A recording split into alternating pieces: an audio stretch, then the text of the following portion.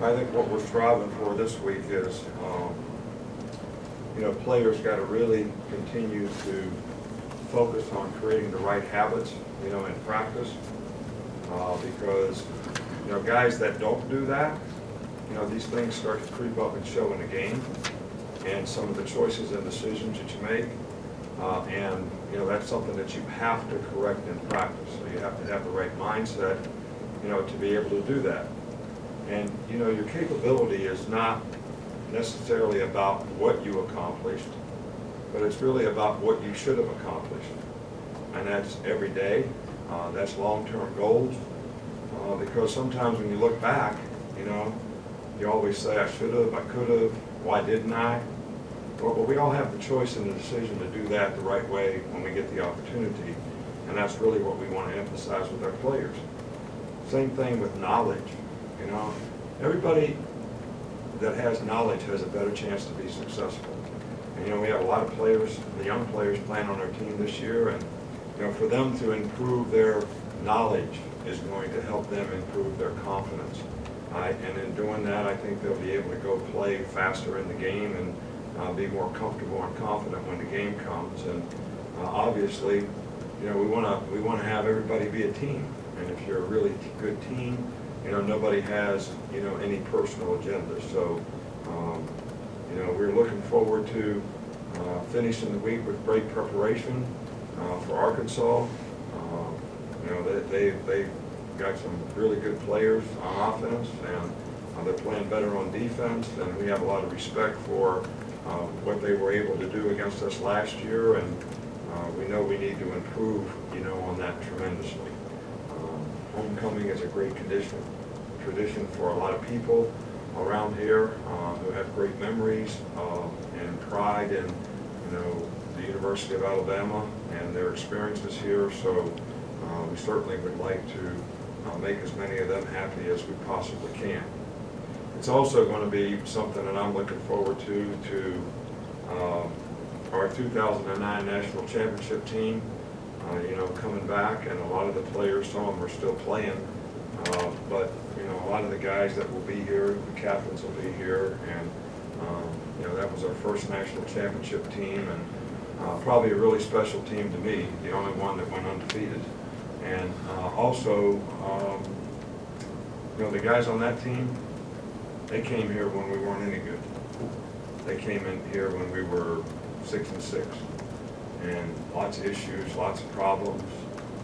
But they chose to come and build something, and they did something that was really unique and really special. And when you talk about team, I haven't been on championship teams that have a lot of personal agendas, but the story that I remember most about that team is, in the old team room that we used to have. In those days, the players could make money if you could go from destination to destination. From your home to the glow site and back to your home, because you get so much for a ticket, and then you could get a ticket for less, and you could make so much money. And it was pretty much like $700 or $800, so it wasn't like $50. And we had guys from all these small towns in Georgia and Alabama and Florida and all over the place, and we were having a tremendous tough time logistically trying to get everybody that they would be able to get to the game on time. Because we had guys flying through Minneapolis, Minnesota to get to LA and all this stuff. So I didn't want to tell the team that I wanted to take a charter, because I thought that would be the best way for us to get out there, get there together, be able to settle in, be able to practice, prepare for the game, do what we had to do to win the game. But I said, there's no way that I'm going to tell these guys that we're going to take a charter. I'm going to let them vote, because they're going to give up something if I tell them they have to take a charter. So it's got to be their choice. So we had a vote, and they voted 125-0 to take a charter. So I always remember that. And Rhonda McLean said, well, Coach, we won't remember what we did with that $700 3 months from now, but we'll remember what happens in this game for the rest of our life.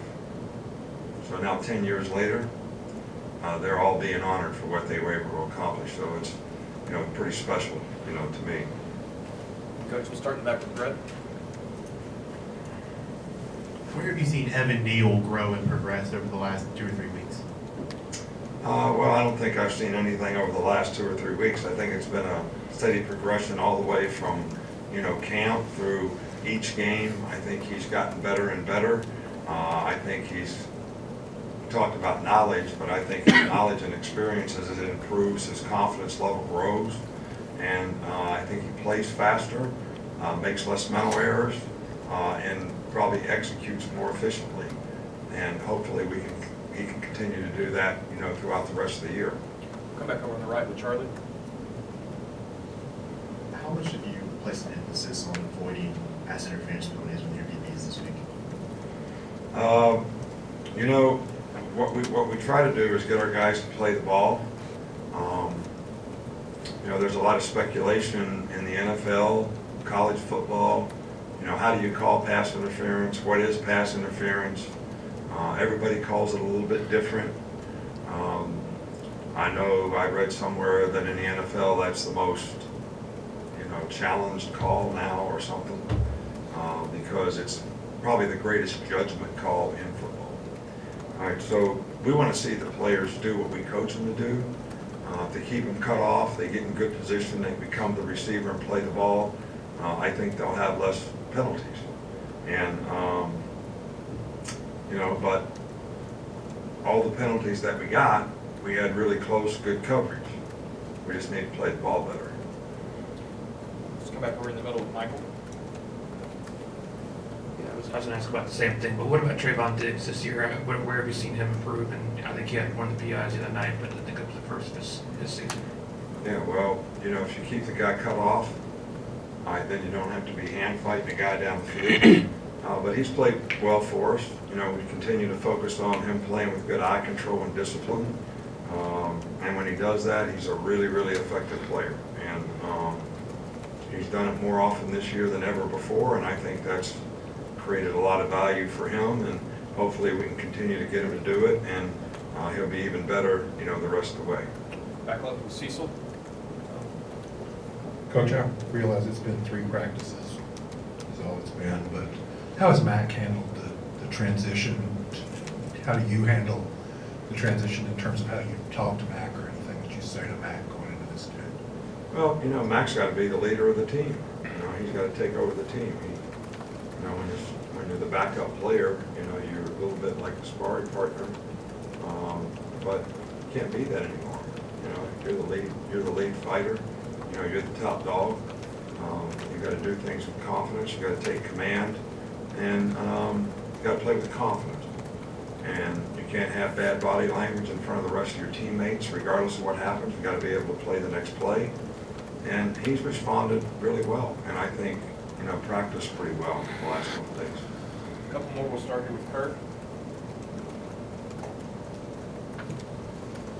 This is a little bit like Cecil's, but there's nothing good, obviously, about losing a guy like Tua, but I wonder, in your experience, either in practice this week or other times in your career, that you've seen lose a star player that can back up, steps up greatly, and the rest of the team steps up.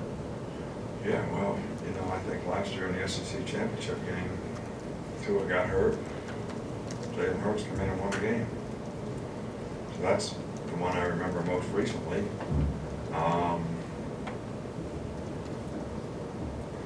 I can't even think of how many opportunities you lose really, really good players, whether it's Dylan Moses this year,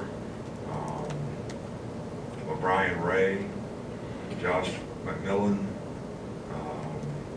Trey Sanders would have made a tremendous contribution to the team. And it created an opportunity for other players who, worked hard and were able to probably take advantage of it.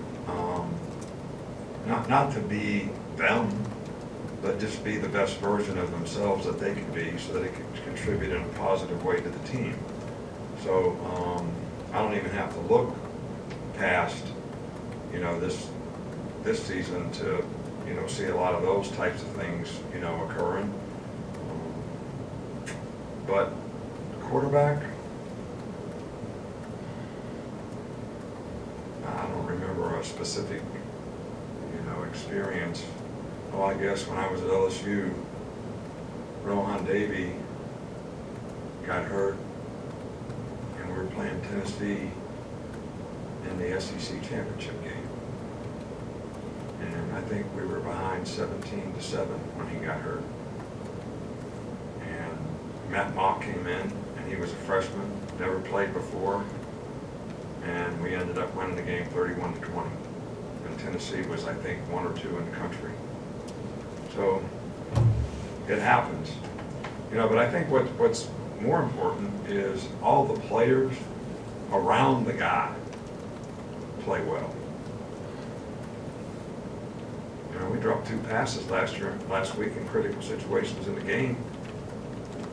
That would have made a big difference in how Mac performed, and guys were wide open and just dropped the ball. So we blaming Mac for that? Coach, we'll finish up right here with Tony. Will there be an effort to get Elliott into the game just to expedite his progression? We're focused on winning the game. All right, so we're going to try to win the game, and we're going to play the best players that we can play to win the game. And we're not assuming that it's going to be an easy game, and we're not assuming that we'll have opportunity just to play anybody that wants to play, to expedite anything except winning the game. So we're going to play everybody who can expedite winning the game. That's what we're going to do. So I don't think anybody should expect us to do anything else. Thank you, Coach.